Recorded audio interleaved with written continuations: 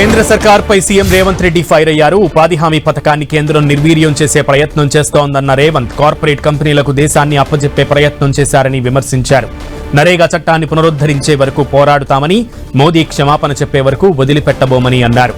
Sir పేరుతో ఓట్లు తొలగించే ప్రయత్నం చేస్తున్నారని మండిపడ్డారు. సర్ వెనుక పెద్ద కుట్ర ఉందన్నారు సీఎం రేవంత్.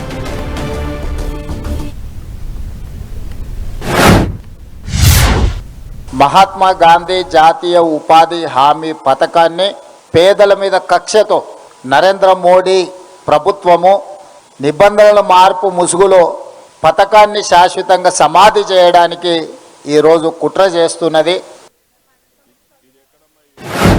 2024 పార్లమెంట్ ఎన్నికల సందర్భంగా నరేంద్ర మోడీ గారి నాయకత్వంలో ఈ పేద ప్రజలకు అనుకూలమైన పేద ప్రజలకు హక్కు కల్పించిన, పేద ప్రజలకు భద్రత కల్పించిన రాజ్యాంగాన్ని మార్చడానికి కుట్ర చేసి 400 సీట్లు మాకు ఇవ్వండి, మేము నూతన పరిపాలన తీసుకొస్తామని చెప్పి భారతీయ జనతా పార్టీ ప్రజల దగ్గరికి వెళ్ళారు.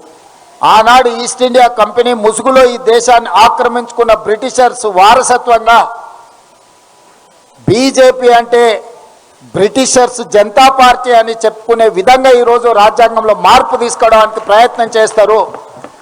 ప్రజాస్వామ్యమే ప్రమాదంలో పడబోతున్నది. ప్రజలంతా జాగ్రత్తగా ఆలోచన చేయండి. డాక్టర్ బాబాసాహెబ్ అంబేద్కర్ గారు ఇచ్చిన రాజ్యాంగాన్ని బీజేపీ రద్దు చేయబోతుంది అని చెప్పి రాహుల్ గాంధీ గారు, ఖర్గే గారు అన్ని రాష్ట్రాలు తిరిగి ప్రజల్ని అప్రమత్తం చేసిండ్రు. ఎన్డీఏ కూటమి ఈరోజు అధికారంలోకి రావడం వల్ల వాళ్ళు ఆశించిన 400 సీట్లు సాధించకపోవడం వల్ల రాజ్యాంగాన్ని సమూలంగా మార్చి వాళ్ళకు అనుకూలంగా రాసుకోవాలన్న ఆలోచన వాయిదా పడ్డది. ఓటర్ల ప్రక్షాళన అని చెప్పి SIR తీసుకొచ్చిండ్రు. తద్వారా ఈ దేశంలో ఉండే మైనారిటీలు, పేదలు, దళితులు, ఆదివాసీలు, గిరిజనులను, అత్యంత నిరుపేదలను, ముఖ్యంగా నిరుపేదకు, భూమి లేని వానికి, సొంత ఇల్లు లేని వానికి రక్షణ ఓటే. ఓటు ఒక్కటే ఆయుధం. ఇల్లు లేని వాడికి, ఆస్తి లేని వాడికి గుర్తింపే ఓటు. ఇవాళ గుర్తింపును తొలగించాలి, ఓట్లను తీసేయాలని SIR తీసుకొచ్చిండ్రు. ఎప్పుడైతే ఓటు హక్కు తీసేస్తాడో అతని ఆధార్ కార్డు పోతుంది, అతని రేషన్ కార్డు పోతుంది, అతనికి ప్రభుత్వం నుంచి అందే సంక్షేమ పథకాలు రద్దయిపోతాయి. చివరికి దేశంలో ఉండాలనా లేదా అని అంటే అతను ఉండాలనా లేదా అని నిర్ణయించేది కూడా భారతీయ జనతా పార్టీ చేతిలోకి వెళ్తుంది. అట్లా కోట్లాది మంది పేదలని ఈ దేశ పౌరులే కాదు అని చెప్పి వాళ్ళని తిరిగి వెట్టి చాకిరి కింద బానిసలుగా తయారు చేయడానికి ఈరోజు భారతీయ జనతా పార్టీ కుట్ర చేస్తుంది.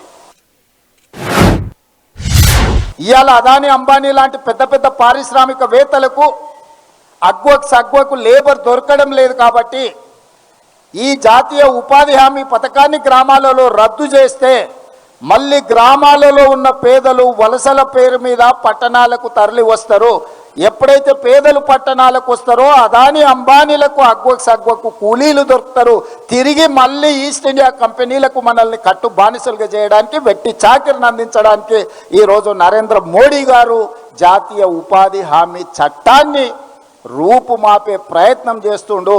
ఇది కార్పొరేట్ కంపెనీలు పన్నిన కుట్ర. ఆ పన్నిన కుట్రను అమలు చేస్తున్నది బీజేపీ. నరేంద్ర మోడీ ఈ కుట్రను తిప్పికొట్టాల్సిన బాధ్యత ప్రతి పౌరుడి మీద, ప్రతి పేదవాడి మీద ఉన్నది. పేదల ప్రతినిధి అయిన కాంగ్రెస్ పార్టీ కార్యకర్తల మీద ఉన్నదని చెప్పి ఈరోజు మీ అందరికీ నేను విజ్ఞప్తి చేస్తున్నా.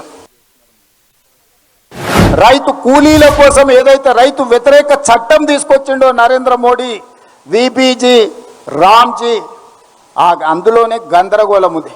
వికసిత్ భారత్ ఎక్కడున్నది? ఇందులో సంక్షోభ భారత్ను సృష్టిస్తున్నావు. పేదలను వెట్టి చాకిరి బానిసలుగా చేయడానికి నువ్వు చట్టాన్ని తెస్తున్నావు నరేంద్ర మోడీ గారు. ఈరోజు మళ్ళీ ఏ తెలంగాణ రాష్ట్రం అయితే ఈ చట్టానికి స్ఫూర్తినిచ్చిందో, ఏ తెలుగు భాషల ప్రాంతంలో మొట్టమొదట అమలు జరిగిన మహాత్మా గాంధీ జాతీయ ఉపాధి హామీ చట్టం ఉందో పునరుద్ధరించే వరకు నీతోని కొట్లాడతాం.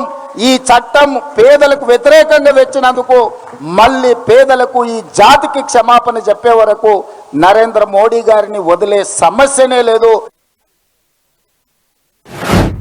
9 జిల్లాలలో ఫిబ్రవరి 3 తారీఖు నాడు మహబూబ్ నగర్ జిల్లాలో మొదలుపెట్టి ప్రతిరోజు ఒక్క జిల్లాలో ఒక్కొక్క 1,00,000 మందితోని దీనికి వ్యతిరేకంగా పెద్ద ఎత్తున బహిరంగ సభలు చేద్దాం.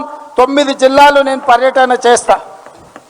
ఫిబ్రవరి 3 తారీఖు నాడు మొదలుపెట్టి 9 జిల్లాలల్లా నరేంద్ర మోడీ గారి యొక్క దుర్మార్గమైన ఆలోచన, పేద ప్రజల యొక్క వ్యతిరేక చట్టం, రైతు కూలీలను కట్టు బానిసలుగా మార్చడానికి చేస్తున్న ప్రయత్నాన్ని తిరస్కరిస్తూ 9 జిల్లాలల్లా పెద్ద ఎత్తున సభలు పెట్టాలి.